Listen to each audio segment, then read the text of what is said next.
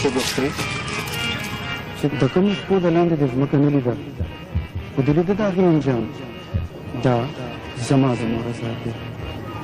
تا زما مور ته سپک کتلي وو زه ډېر افسوس کوم شګوفې چې ته د بل لاس ته کېناستې خو بیا د دې خبرې افسوس کوم چې ستا د قابلیت او د غرور نشه په سر کې ماته شوه د دې د حل خلک خو په لندن کې دي خو دې غریب الادا پته نشته چې هغه به دومره پاګل نه وي چې یو معذوره جنۍ قبوله کړي ووهه چغې ډېره چغې معذورې جنۍ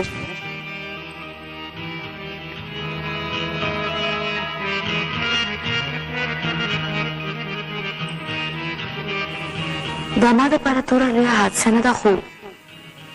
د جواد دپاره لمیه ده زه د هغه دپاره نیم کړې یم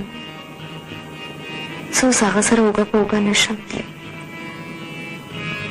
د هغه د قدم سره قدم نشم برابرولی هغه به خپل منزل ته رسېدو دپاره خپل ځان له ساري ګوري او زه اوس د هغه د سیالی نه یم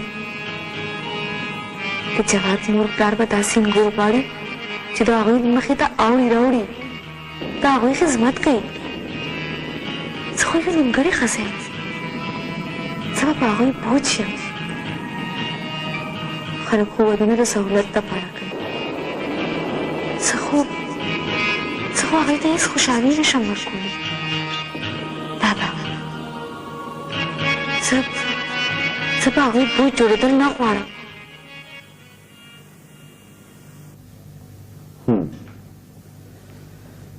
زه دا سوچ کوم نرګس چې دا خبره موږ هغې ته کوو څنګه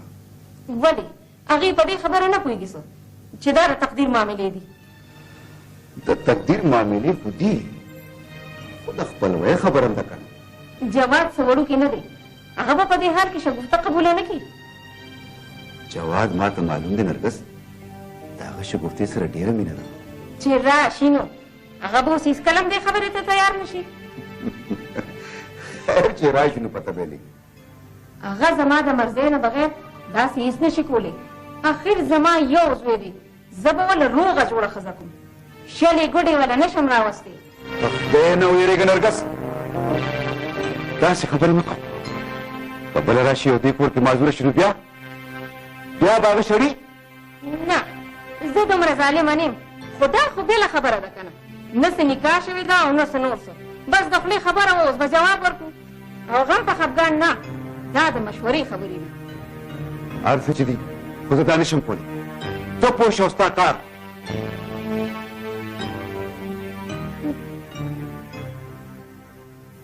جواد زما د خدای په خدای کې یو ټکی دی اول مې ستا په جوله کې اچولی و لکه څنګه چې ما شګفته ستا په جولۍ کې اچولې ده اوس زه تا نه د یو سوال کولو دپاره راغلی یم سوال او سوال دا ده چې خپل جواب ماله واپس راکړه ماله اجازت راکړه چې بل ځای ورله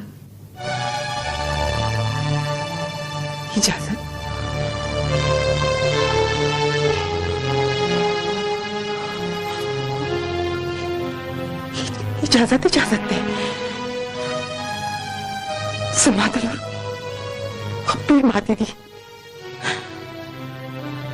او زما خوله